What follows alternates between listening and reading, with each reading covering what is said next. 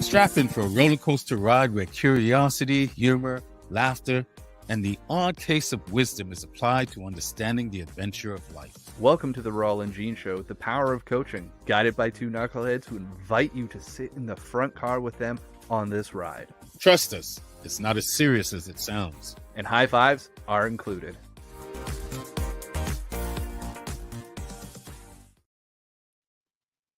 How are you today, my friend? The best part of that intro is being able to watch you in the green room just mouthing along and shaking your head and having a laugh. Where the odd case of wisdom might occur. Just sprinkle the Just a sprinkle of wisdom. Just a sprinkle, but definitely we go heavy on the knuckleheads. It's like maybe the ratio's a little off, but like it's entertaining. Hold on, I sprinkled one too many. Oh, take it off. I'm okay. I'm all right today. I'm good. I'm a little annoyed with humanity in general. You know me, I go through these moments where you do us being out of balance. You know, of course, I'm speaking from a collective standpoint, and there wasn't any one particular thing. It's just balance is something that we just don't seem to want to grasp. So it annoys me. You know, the Gemini, the part of the energies that's still about justice, it drives me crazy because balance is so key to us transforming, at least from my perspective. So anyway, welcome to the Rawle Gene Show. Where we talk about balance and a little bit of wisdom and a whole bunch of humor. I think there's something about some antidotes somewhere in one of the old versions. How you doing? I'm doing good, brother. Yeah, this morning, like I told you, I start my day with a bike ride, and I always avoid jumping into the creek that's here by my house. Today, for whatever reason, I was just like, fuck it, I'm doing it. There's going to be a video coming out about that experience, but it was actually a lot of fun to say yes to something that I wanted. Why did you avoid it for so long? I don't know. It was just like, well, what if somebody like, I don't have a towel? It was all the weird things like, oh, you didn't bring a towel. You didn't have your bathing suit. What if somebody steals your bike? Be like all these weird like excuses. And when I just pulled my bike to the side today, looked at it, I'm like, fuck it. I even reached out to my friends, Mike Prince and Trevor Turnbull. They had a show called, what is it? Anyways, we had to spend 10 minutes in a cold creek. And I just heard their voices going, sit down in it. The creek's running really low. I'm like, oh, how am I going to actually be able to like submerge? Oh yeah, I totally found a spot that I could do it. Popped in, thought, oh, 1 minute. The next thing you know, I'm like 5 minutes in. I'm like, oh shit, I actually got to go home and get some stuff done today. See, there you go. Do you think? Sorry, yeah. Go ahead. Well, I was just going to say, do you think part of why you didn't do it is, I don't know. I mean, I've heard people because, you know, I know the Mission Creek. Oh, it might be polluted, it might be dirty. Because when I look at my time when I was still I'm living in Toronto now. Back in the day when you were here in Kelowna. Well, back in the day, in my early days in Toronto, I used to live right down by the lake, and you know, you always heard, you know, you don't go into Lake Ontario. It's bad. It's, you know, you don't eat the fish. It's polluted. Blah blah blah. And Harris was a little boy, and he always wanted to go in the water. And at first, I'd be like, no. And one day I realized, how do you know for sure? Just because someone said so? So we started going in. So far, we haven't turned green and started glowing at night. So that's why I asked. I haven't noticed me do, you know, well, maybe I am glowing. It's all Rawle, they've been saying you've been glowing for years, so. Well, I'm glad you decided to ditch the nay voices and put your bum in the lake. Well, not the lake, in the creek. Flows into the lake. It flows into the lake. It's interesting sitting there. It's like it is such a metaphor for life. Sitting on the edge, going, should I? Shouldn't I? What are they going to think? What am I going to miss out on? What am I going to? Blah blah blah. And I finally was just sitting there going, fuck it, let's just go. Mm. Like, I want to do it. If I don't like it, I won't do it again. But if I like it, I may do it again. And what are the different sets of consequences that I'm going to get out from it? I think also our show, because the Rawle Gene Show, the podcast, is available on all podcast platforms. Episode 4 talks about choices and consequences.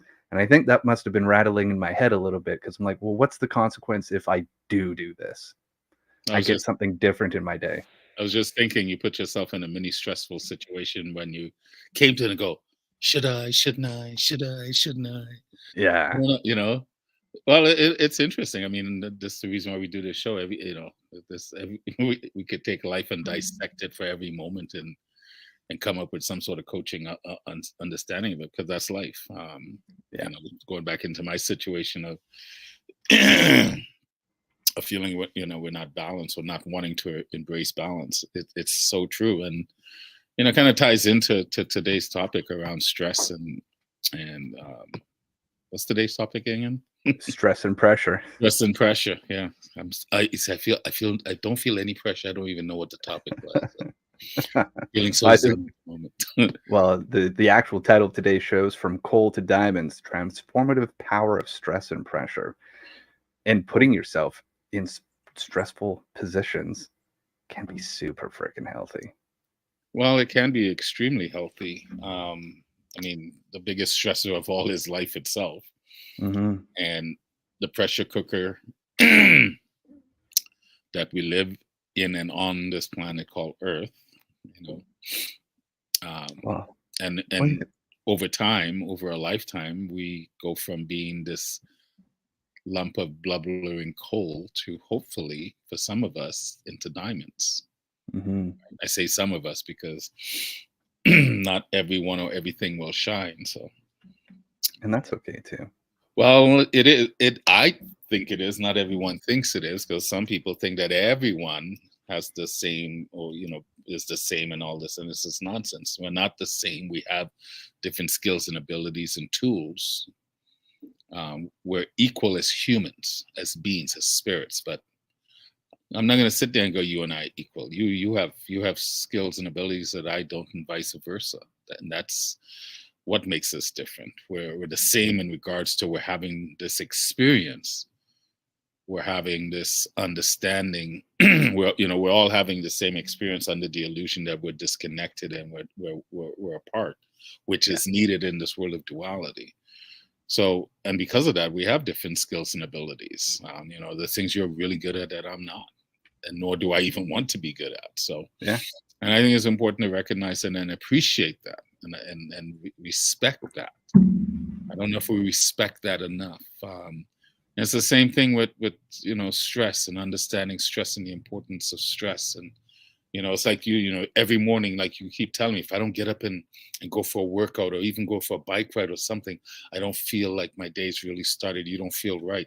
Well, that's you putting yourself and your body in a position of stress, because that stress allows you to grow, allows you to move. Right? It's like going to the gym. When you're hanging and banging and pumping, doing the weights, you're actually stressing your muscles so it can grow. So, well, there's two things that you've said that I want to bring back here. Is like, one, you talked about the pressure cooker, and I think about like the purpose of the pressure cooker is like, it actually if you pressure cook like lentils and beans, you need to pressure cook them or else they have poison in them. Yeah. So if you don't put them under pressure, humans shouldn't be eating them because you're going to get sick. And it's like the same thing in your life, is like putting yourself in the appropriate amount of pressure with the appropriate amount of time to kind of like push the poison out. And where that ties back into the working out, at least for me and a number of my friends, is by exercising and putting ourselves under pressure, we're able to learn how to gauge what that pressure feels like in a safe and controlled environment. It talks to me about practicing understanding my own internal gauges of stress and pressure, of doing that in ways that allow me and encourage the growth. And it kind of pushes the poison out as well, because by moving that around and taking that action and having my body do what it's meant to do, is like get sweaty and grow and be strong, is like I learned so much about it. I also get really clear afterwards. Yeah. And like the next set of actions becomes so much easier to take because I've kind of like reset and going, okay, if nothing else happens today, this may be the hardest thing I've put my body under. Now, what I've put my mind under, if I get like an email or a phone call I don't like, that's a different thing. But I can go back and find the proof within my body going, I've already handled really hard stuff today. Hmm. This ain't no saber-tooth tiger. This is no PB that I'm standing under or trying to push. I can deal with this and allow my body to kind of filter out that that stress that comes from my mind. And I found a real interesting balance within that experience. When you find where in the body, your body, that toxicity is, do you ever link that to the mental aspect of what are you thinking in that moment once you've identified? I've heard you mention that a number of times. Where in the body is this? Once you've identified where in the body is, do you stop and link, okay, I know where in the body this toxicity is before I release it? Do you link it to the mental, emotional feelings, thoughts? Where, Mm, because there is a link, yeah. Oh, 100% there's a link. right? It's like where the body goes, the mind goes, right? So yes, I find when I work with myself to go, okay, what am I actually feeling? Not what am I telling myself that I feel. It's like I tell my clients and I tell myself what's happening below my neck to kind of like give a little bit of separation to allow myself to have that meta view of me as a whole being, Hmm. mind, body, and soul, and kind of watch that and go, what's happening in the body right now? It's always here. It's like the stress. My stress, like stress and pain and stuff, I carry in my chest.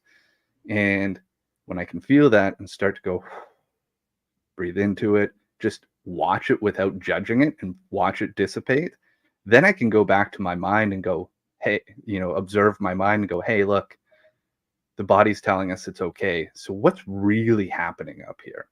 As Hmm. soon as I connect, if I can connect with my body first and understand that feeling and that warning sign, that gauge, that stress gauge is in the red, then I can actually go and hunt what's happening in my mind, what stories are really happening a whole lot easier. Because if the stress gauge is high, my mind is just like we're on defense mode. You don't get to see what's behind the wall. But Hmm. if I started the body, all of a sudden the walls are down. I'm like, oh, that's what's really happening. Yeah. Be like, it's about me. I'm having this reaction. It's not I'm feeling this thing. I'm not this thing. I'm like, oh, my body's having a reaction. My mind is then on the defensiveness of my body, going, the body is right. It's feeling something. Let's tell the story. If Hmm. I can change what my body's feeling, my mind allows me to explore what's actually the elements and the ingredients of the story and train myself then for when they show up again. Hmm. This thing is feeling something. Oh, we don't have to go to red alert. We can get curious and we can solve. See, I think everyone has a different approach and process to it. For me, it all starts in the mind first, like, being agitated when when we came on in the backstage before we went live. You asked me how I was doing, and I believe in just being honest. So, I'm good, but Yeah. I'm a little agitated. I was, still am to some degree, and automatically wanting to fix. And I go, no, don't need it fixed. There's nothing to fix. I'm just going to be with it because I knew mentally where it was, and then once I know, once it happens mentally, then I feel it in my body. And usually, when I feel out of balance with justice, it's like almost my stomach gets harder, Mm, right? Not so much bloaty, but harder. And so I was feeling it. I was like, oh, okay, that's what it is. I knew what it was, but it was like the body gives me that affirmation of what I already know, yeah. right? And like I said, I don't think it's right or wrong. I think everyone has a different way of processing this, but I think the key is to process it. My Yes. nephew's And going be through a with it. big life challenge right now.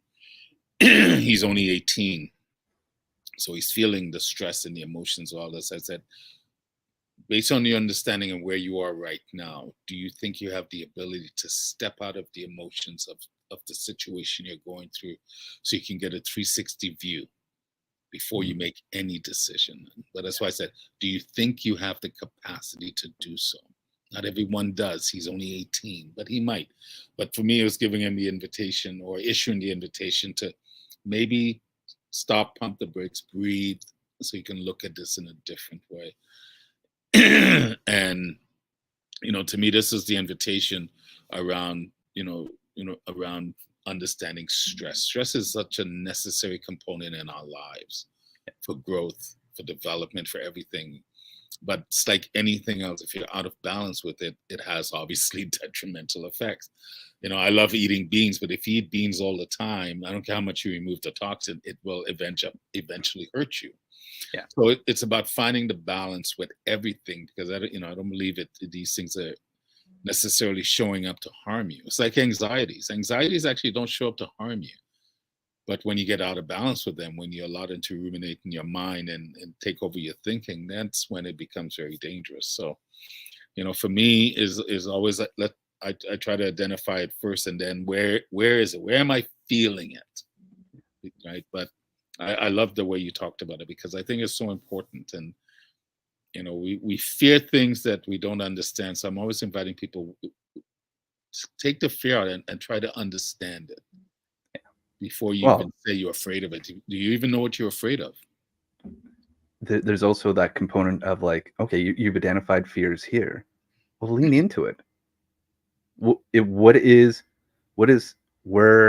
you thinking about? If you're more like Rawle, you're going, what am I actually thinking about this fear?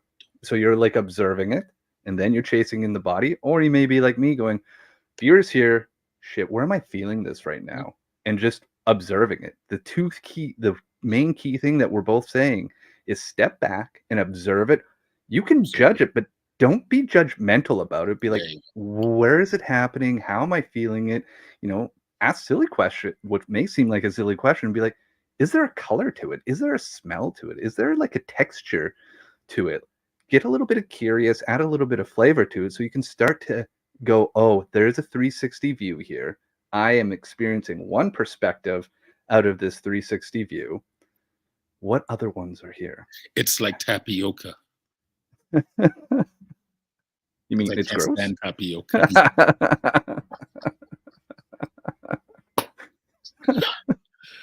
My stress is like tapioca. Get it out. Get off my spoon. I don't want this. But it's so probably a couple episodes ago we talked about doing the opposite and pulling a Costanza, but it's so true. It's like, it's just stopping and going, okay, what am I really afraid of? Yeah. What is it that I'm afraid of? And it doesn't have to be something big. It doesn't have to be like spiders. But in this particular moment, what am I afraid of? Oh, I'm afraid of I'm not being heard, or I'm afraid of they're not taking me seriously, or I'm afraid of blah, blah, blah. And it go, is it really them, or is it you?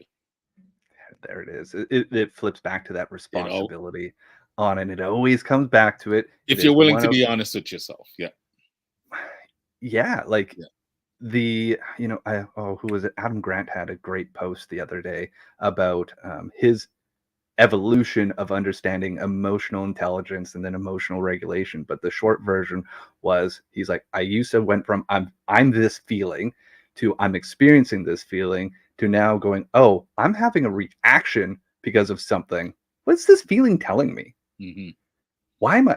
And then it allows you to get more curious about it. And at each step of that evolution of emotional regulation allows you to get more detached and being the observer going, oh, this avatar thing is experiencing something. Mm-hmm. What is happening with it? Yeah. Oh, I can understand the feeling. So there's your stress gauge. Is it in your head? Is it in your body? You understand it. You see going, oh, that feels like that's a 9. It probably shouldn't be a 9. What's happening here?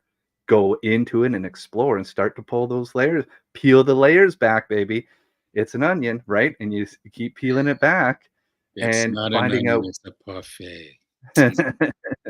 It's like an ogre. It's full of layers. But as you're saying that, Gene, for whoever is listening, and we'll do something formally, you don't even know this, I'm just making this up as we go along. All right. I'm going to invite our listeners and our followers and whoever values Peel Back and Rawle Gene to start a journal of stepping into the abyss. And stepping into the abyss is exactly what we're talking about. It could be something gigantic or something really small. But whenever you feel that somehow you're not, whenever you feel that you're not somehow being treated justly, for whatever reason, can you practice stepping out of it to identify it and what you've learned from it, and write it down? Write down the process of, for you, what it means, like, to step back and to step out of it, to step out so you can step out of the emotions. Write it out. Because Gene challenged me, because we got a newsletter coming to the Peel Back people. Once again, I'm blowing up surprises. So we're going to do that. We're dropping all kinds of gifts. We're dropping gifts. You get a newsletter, and you get a newsletter. You get a podcast, and you get some short clips. But Gene has been challenged me to write more of, and I always struggle sometimes. What am I right about? What am I to write about? He goes, what you talk about. I go, but what I talk about, I don't sit down to think about it. It just kind of flows. But I also accept that could be a cop-out. So I need to now step out of that and go, okay, step out of that and really look at that. What does that mean? What is the fear around it? And to write about it. So I'm going to challenge you guys to do the same thing. Make a journal of the abyss. Anything that scares you, or you feel that you're not being treated fairly, whatever. Can you practice the process of stepping out of it? Because what we don't realize is those little experiences, they're mini stresses. And many stresses can add up, could be just as devastating as the one big stresses in life. So if you can understand those, and understand the little mini stresses, and understand how you can step out of it, to really see the emotions of it, to get a 360 understanding of it in a different way, without making yourself feel bad or guilty or whatever, it will serve you in such a big way. So that's the issue, because I'm going to accept that challenge. Anyway. Yeah. All right. Well, you know what we should do, Rawle? If we're going to add stress and pressure to ourselves, you're adding this. I almost feel like, if we're speaking community, it's like, do we need to have like a monthly open group where we're going to show up? We're going to have a prompt that Rawle's going to bring for us. And the first prompt is stepping into the abyss. We're going to host it.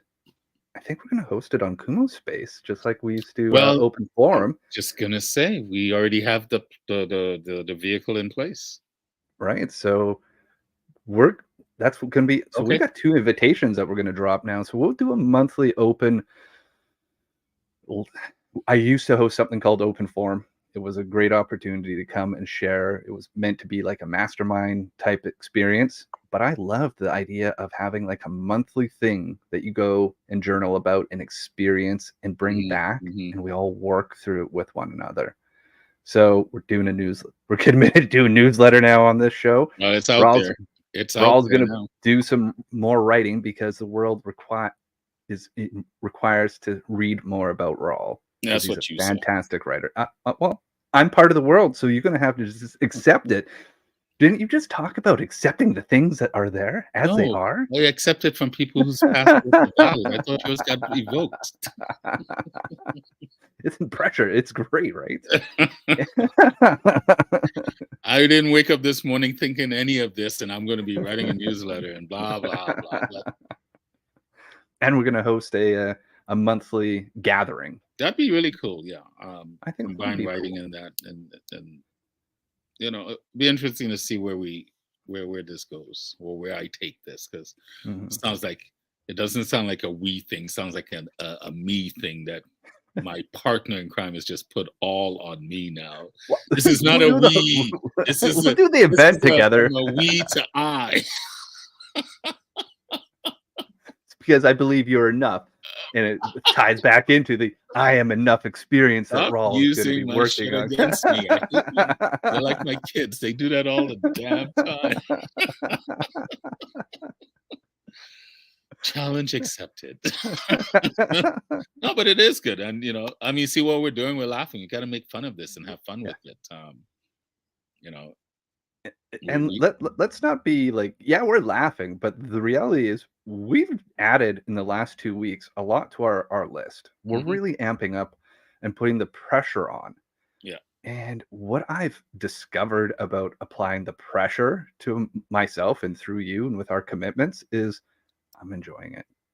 Like yeah, my yeah. little daily lists are much bigger than they used to be. It's like the season of summer break is over, and now we're getting to it. Like Time to we're get serious. posting daily, which is uncomfortable for us because but it's important because we're trying to build a business, which allows us to put pressure on ourselves, and we're finding these ways to utilize our strengths Mhm. as a group to be able to come together. The beauty is we get to come and have this conversation weekly. Yeah, it takes time to edit it and put it back into the podcast and create the shorts, but they're beautiful. And Rawle's writing is incredible, and what he's doing with his poetry community. Again, all these things add up. It's work Yeah, and it is pressure, but it's just like, oh man, I'm excited to talk about what we're doing. And that's, I think, where when I think about pressure and looking at those gauges, is getting right with it and why putting yourself under load is so important to understand that it is healthy. Step one, it's a very healthy tool as long as you don't neglect it or ignore mhm, it, because mhm. that's when it becomes a very unhealthy thing. Like Rawl said, all these little stressors are going to add up in your life. So you're going to learn by putting yourself under load, be like, oh, I can take one of these off. I'm starting to gain the confidence, just like you were talking with your nephew. It's like, do you have the capability to do this? The answer is yes, you have the capability. The choice is, do you want to do something with it? Do you Mhm. want to experience something different? Or are you so comfortable with the certainty of the stress and all the unhealthiness in your body and in your experience Yeah. that you're like, I'd rather just stick with this certainty versus doing the uncertain thing of like starting to peel one layer back. You don't got to do it all. Just start small, put a Just little bit start of small. appropriate pressure on yourself Mhm. in a healthy way in a direction you choose. And the key is to recognize doing this actually contributes to. Oh,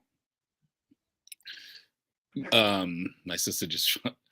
But doing this contributes to the notion that you do have control, Yeah. and what you have control over is you, right? That's the only thing you really have control over. So, you know, just from my little talk with Gene before we came on air, was very therapeutic, because Gene, being Gene, tried to fix it, and I told him doesn't need to be fixed. I just need to be in it, and he said okay. So we were in it. We talked, and here we are. And here we are having And a here we laugh. are. And Yeah. I feel way better. I didn't need him to fix anything. He just showed up. He was showing up anyway, but he showed up.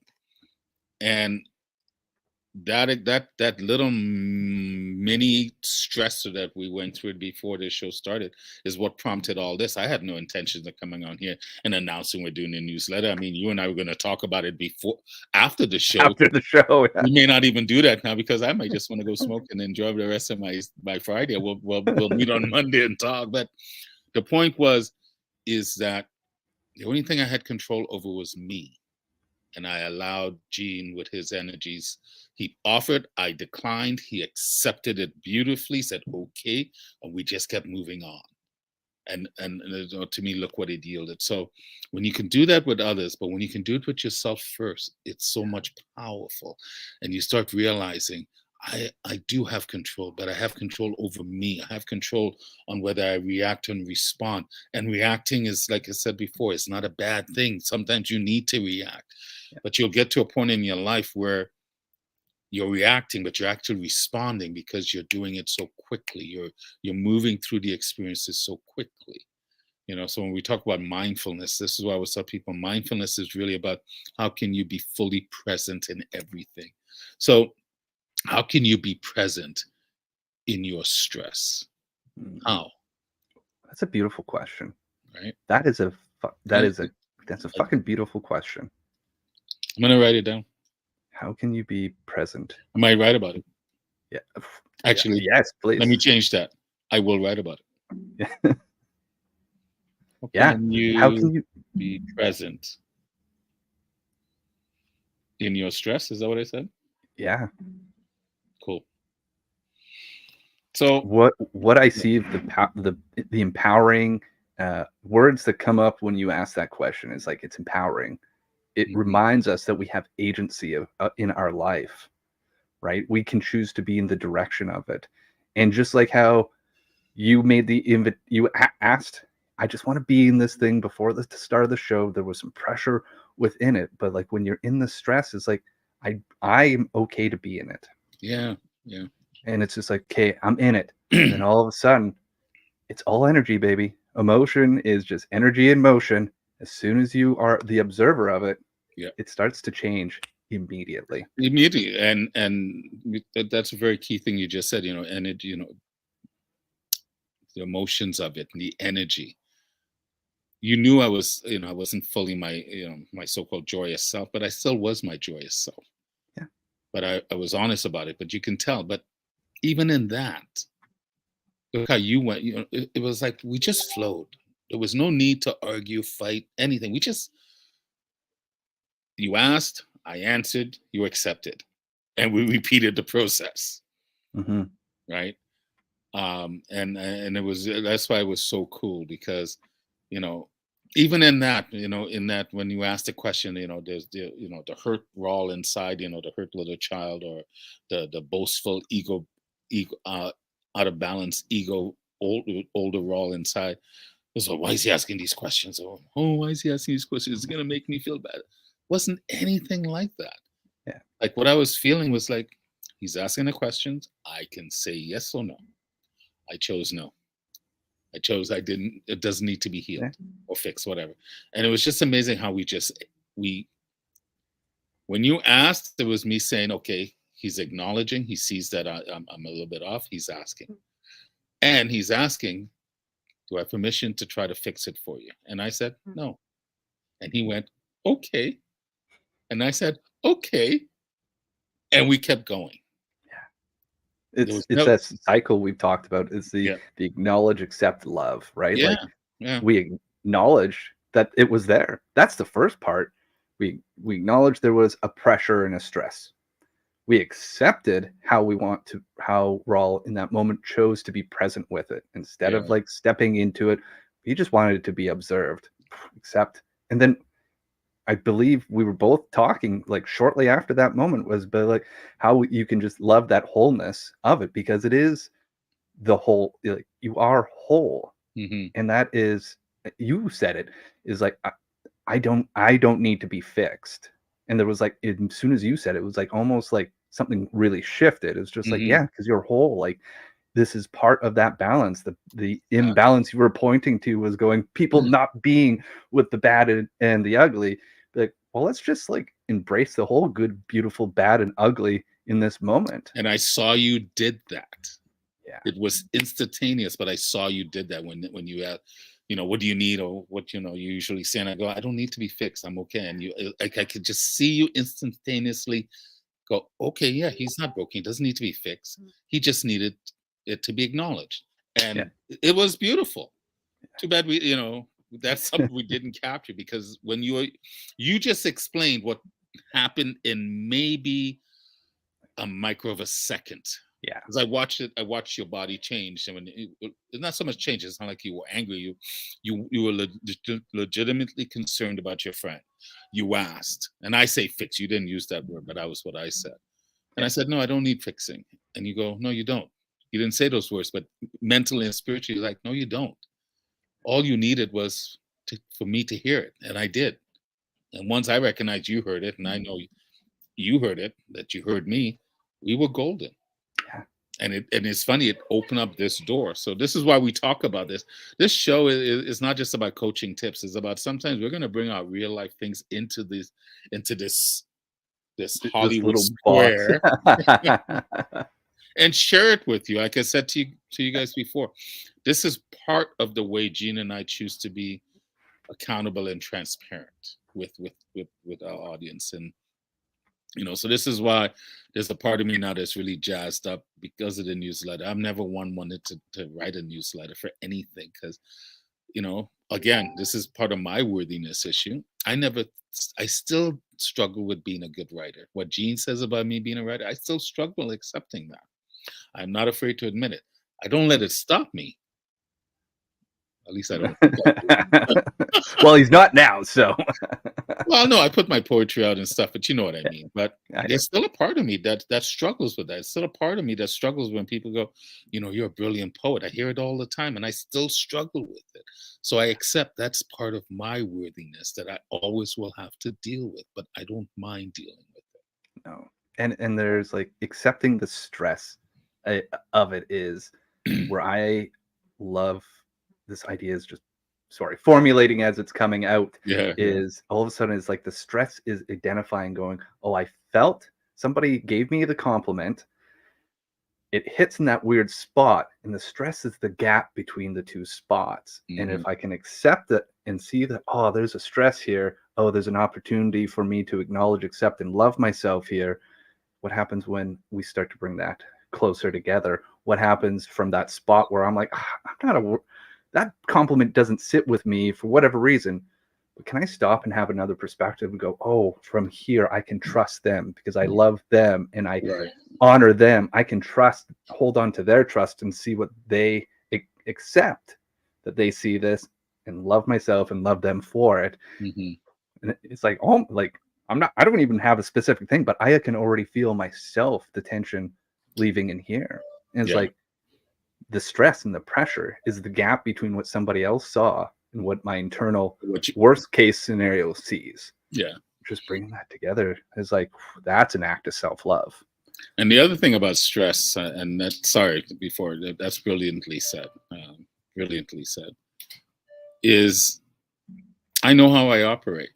So the other side of stress is I want stress in my life, particularly pumping out this newsletter. Now, if we do a monthly newsletter, because I haven't figured out the timing and all that, but I need to know, I need to have a deadline that I'm shooting for. Right? Because I need that kind of pressure to produce, to activate my internal motivation to pick up the pen and to do the work that needs to be done. So once again, understanding stress, I know I need a certain amount of stress to produce the way I want to produce, to put myself under that time constraint, that put myself under that time.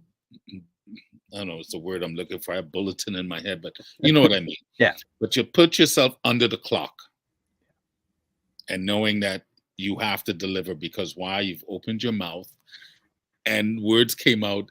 You're putting out a newsletter, so now you have to deliver because I don't like being a man that doesn't that can't follow through on his words. At least where I am in my life now. When I was younger, I didn't have a problem with that, but that's how I learned from those experiences to now. Yeah, it's like it's definitely part of the 4 promises where it's like be worthy with your word, right? Yes. And you talk about your 7 habits, and I believe that's a component of the 7 habits as well, is like honoring your word. Yes. So like, because at the end of the day, it's all we really have. It's our word.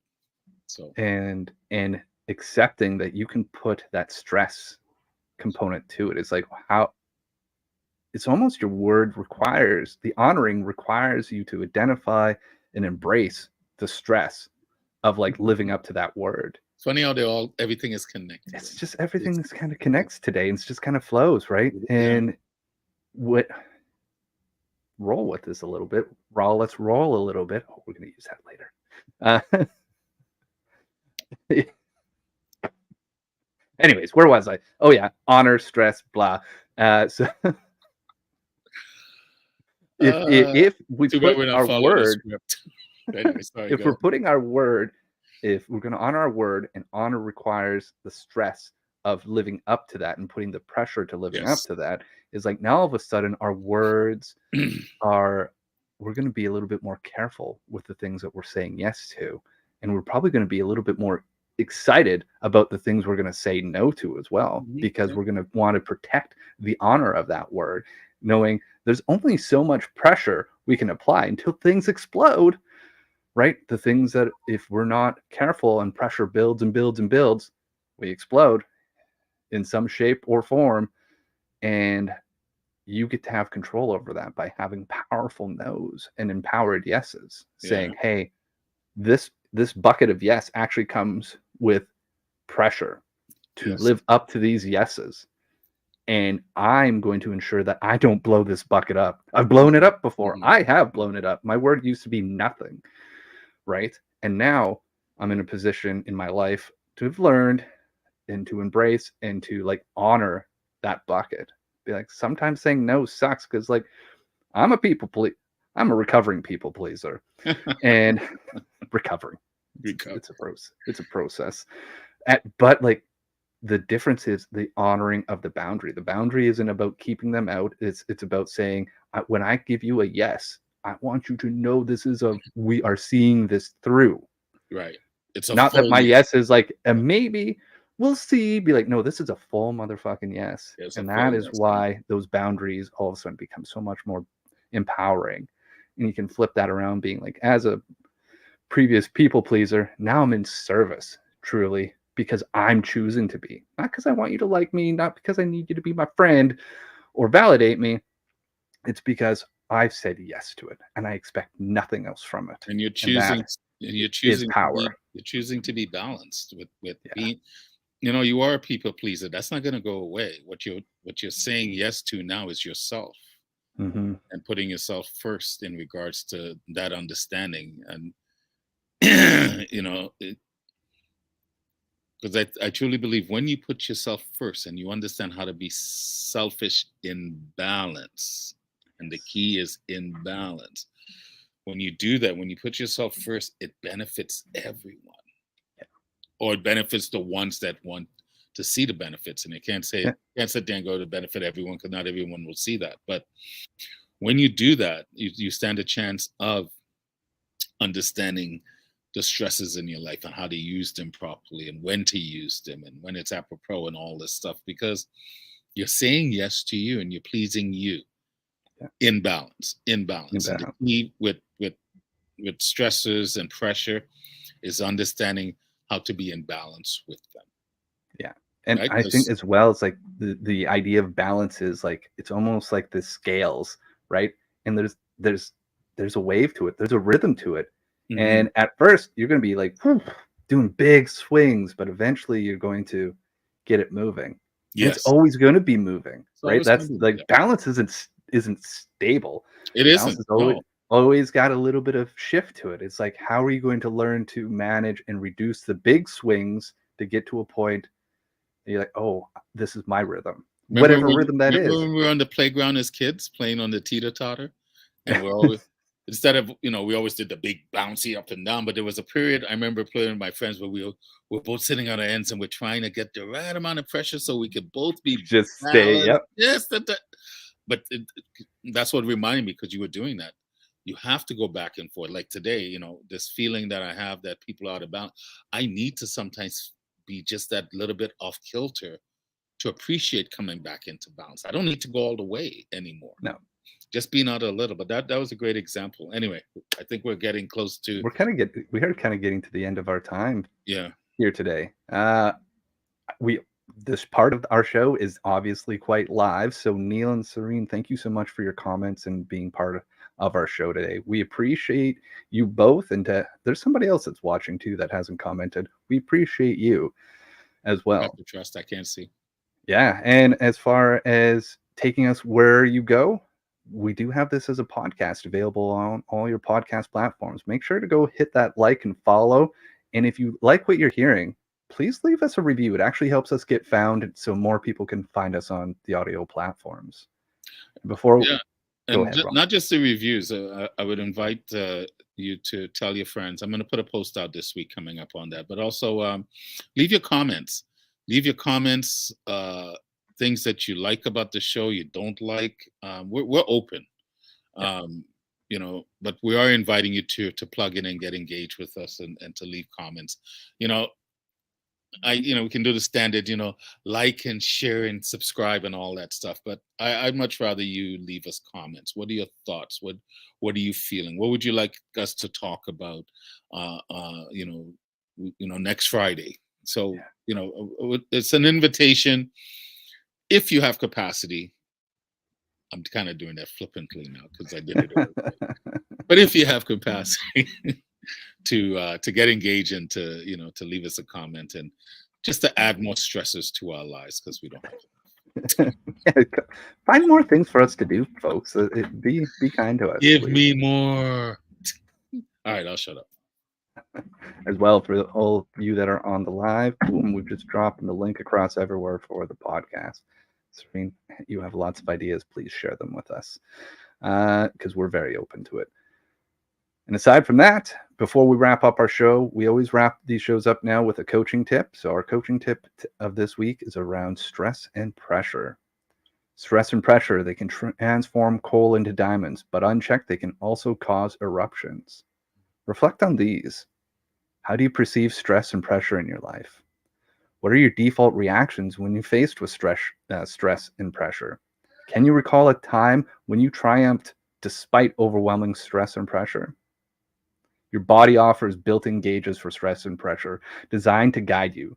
The way you tune in and respond is entirely in your hands. Embrace them, and they can become powerful tools to navigate the diverse moments of life. And that, my friends, is where we're going to leave it for today. Yeah. Rawle, thank you always for showing up. Oh. And everybody else, we appreciate you. Go find that one thing to step into it. Don't forget about Rawle's journal invitation to explore and be present with stress. And I'll bring it up again when we announce the week, when we announce the gathering, journaling or whatever. But yeah, try to remember that because I'm gonna actually start doing it again. Like I said, there was no preconceived thoughts of this whatsoever. It just came out of the moment because of the experience I had with Jane before we went online, which I'm grateful for. So anyway, thank you, folks. Love you all. All right. We will see you all next week. Oh, one last thing. It's the legal language. This podcast is presented solely for educational and entertainment purposes. It is not intended as a substitute for the advice of a physician, professional coach, psychotherapist, or other qualified professionals.